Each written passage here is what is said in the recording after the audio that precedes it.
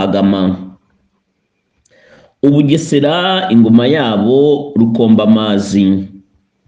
Ubushiru ingoma yabo Nkundabashiru.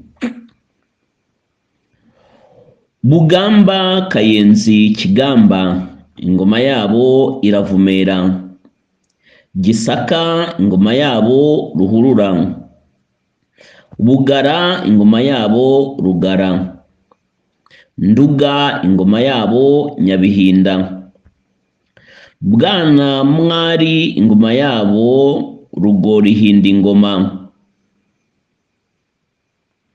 Buhoma ingoma yabo Nkandagiye abagome. Bukonya ingoma yabo Rubuga na Ruvugamahame. Rwankeri y'Abarindi ingoma yabo Kabuce.